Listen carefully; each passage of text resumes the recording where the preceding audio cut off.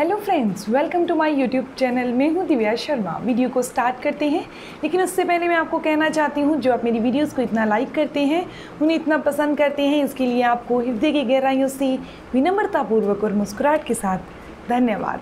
आज मैं आपको बताने जा रही हूँ मसल पेन, या फिर ये कह सकते हैं अगर मांसपेशियों में ऐंठन रहती है, मांसपेशियों में बहुत खिंचाव रहता है, चाहे आप सोकर उठे हैं यानी कि रेस्ट करके आराम करके उठे हैं, फिर भी आपकी मांसपेशियों में थकावट है, ऐंठन है, उसमें खिंचाव है, चाहे आप काम करके हटे हैं फिर भी ऐसा ही है, घूम के आए हैं, घूमने जा रहे हैं, यानी टोटली ये कह सकते हैं कि आपकी मांसपेशियों में 24 घंटे ऐंठन रहती है।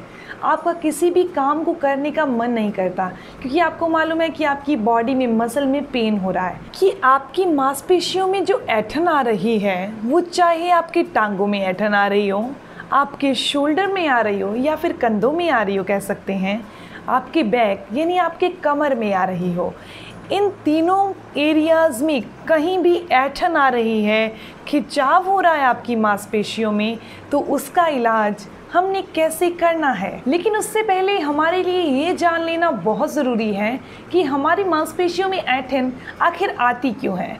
तो सीधी सी बात है, हमारी मांसपेशियों में ऐंठन तभी आएगी अगर हमारी कोई भी नस ब्लॉक हो जाएगी, किसी भी नस में कोई रुकावट आ जाएगी, चाहे वो दब जाएगी या ब्लॉक हो जाएगी, तो उस एरिया में खून का सप्लाई यानी ब्लड का सर्कुलेशन सही से नहीं हो पाएगा, तो धीरे धीरे उस एरिया में पेन रहना, स्वेलिंग होनी शुरू हो जाएगी। जब एक नस में ब्लॉकेज आ जाती है तो उस एरिया में दर्द होता है, तो धीरे धीरे ये ब्लॉकेज बढ़ती जाती है। तो आज मैं आपको बताने जा रही हूँ इसका इलाज हमने कैसे करना है। इलाज भी हमें इसी तरीके से करना होगा जो हमारी नसों को मजबूती देगा, ब्लॉकेज को ख़त्म करेगा। नसों के दबने का या नसों में ब्लॉकेज आने का या मांसपेशियों में ऐंठन आने का 3 कारण हैं। आपको मैं एक चीज़ बता दूं, किसी एक विटामिन या फिर किसी एक मिनरल की कमी से ये ऐंठन या कमजोरी या फिर ये ब्लॉकेज नहीं आती। इसके पीछे 1 या 2 से ज़्यादा रीज़न होते हैं। यानी ये नहीं है कि हमारे अंदर एक विटामिन की कमी हो गई तो हमारी मांसपेशियों में ऐंठन रहने लग जाएगी, हमारी बॉडी में एक मिनरल की कमी हो गई तो हमारी मांसपेशियों में खिंचाव रहने लग जाएगा। तो ये 3 का एक ग्रुप होता है, यानी मांसपेशियों में ऐंठन आने के लिए 3 का एक ग्रुप बना होता है। वो मैं आपको बताने जा रही हूँ, वो 3 का ग्रुप कौन सा है और उसकी कमी को हम कैसे पूरा कर सकते हैं। तो मांसपेशियों में होने वाली ऐंठन के लिए वो 3 का ग्रुप है। सबसे पहला विटामिन B12। विटामिन B12 एक ऐसा विटामिन है जो हमारी नसों के ऊपर एक माइलिन की तरह काम करता है। जब हमारी ये माइलिन यानी कि हमारी बॉडी में अगर विटामिन B12 की कमी हो जाए तो ये माइलिन भी कमज़ोर पड़ जाती है, जिसके कारण नस दबने लगती है।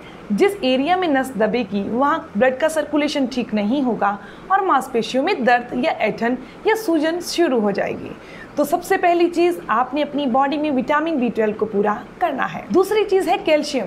कैल्शियम सिर्फ ये नहीं कि जो हमारी हड्डियों को मजबूत करती है, हमारे दांतों को मजबूत करती है। कैल्शियम हमारी बॉडी में मांसपेशियों को स्ट्रेंथ देने के लिए, मांसपेशियों को ताकत देने के लिए बहुत ज़रूरी है। जैसे कि नसों को ताकत देने का काम विटामिन B12 करता है, वैसे ही मांसपेशियों को और हड्डियों को ताकत देने का काम कैल्शियम करता है। तो आपने अपनी बॉडी में कैल्शियम की भी पूर्ति करनी है। अब तीसरी चीज़ जो है मांसपेशियों की ऐंठन को दूर करने के लिए, वो है पोटेशियम। अगर हमारी बॉडी में पोटेशियम कम हो जाए और सोडियम की मात्रा बढ़ जाए, तब भी हमारी मांसपेशियों में ऐंठन रहने लगती है। हम बहुत थकावट फील करेंगे, चाहे हमारी टांगों में ऐंठन आ रही है, हमारे शोल्डर में आ रही है, हम सोए हैं तो हमारी नस, गर्दन की नस चढ़ गई, हम सोए हैं तो हमारी टांग की नस चढ़ गई, तो ये हमारी बॉडी में पोटेशियम की कमी है और सोडियम का बॉडी में बढ़ना है। तो अब मैं आपको बताने जा रही हूँ कि कुछ सावधानियाँ और हम विटामिन B12, पोटेशियम और कैल्शियम की कमी को कैसे पूरा करें। विटामिन B12 की कमी को पूरा करने का बहुत अच्छा सोर्स है। वैसे एक चीज़ आपको बता दूं कि विटामिन B12 एक ऐसा विटामिन है जो फैट सॉल्युबल नहीं है, ये वाटर सॉल्युबल है, यानी कि ये हमारी बॉडी में सिर्फ पानी में घुला होता है और रोज़ का रोज़ जितना हमारी बॉडी को ज़रूरत होती है हमारी बॉडी हमारे खाने के द्वारा ले लेती है। अगर हम खाने के द्वारा विटामिन B12 लेते हैं तो ही हमारी बॉडी उससे लेती है, नहीं तो नहीं ले पाती। लेकिन जो हम खाने के द्वारा विटामिन B12 लेते हैं वो रोज़ का रोज़ उतना ज़रूरत है ले लेती है, बाकी का फ्लश आउट हो जाता है, यानी बाहर हो जाता है। हमारी बॉडी में विटामिन B12 स्टोर होकर नहीं रह पाता। तो मैं आपको बता दूं कि विटामिन B12 की कमी को आपको रोज़ का रोज़ कैसे पूरा करना होगा। सबसे पहले हो सके तो आप विटामिन B12 चेक करवा लीजिए कि आपको इस चीज़ की कमी है या नहीं है। इसकी कमी को पूरा करने के लिए बहुत अच्छा साधन है, वो है स्प्राउट। गर्मियों के दिनों में तो वैसे भी स्प्राउट ज़रूर खाने चाहिए। हाई फाइबर है, हाई पोटेशियम, हाई कैल्शियम, ये बहुत अच्छा सोर्स है, अच्छा विटामिन B12 होता है इसमें।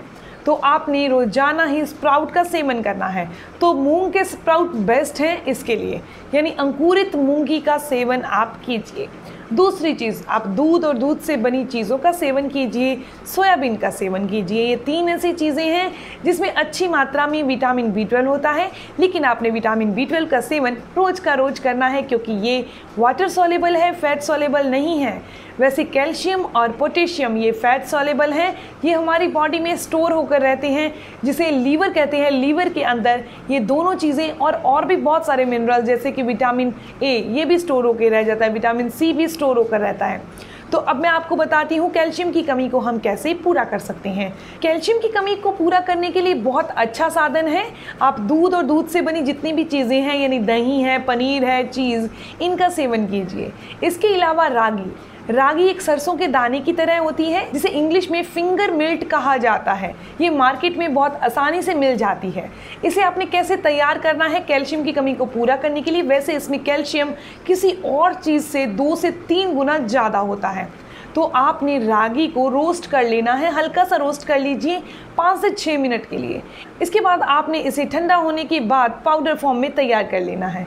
रात को सोते टाइम 1 गिलास गुनगुने पानी के अंदर 1 चम्मच रागी के पाउडर का मिक्स करके पी लेना है।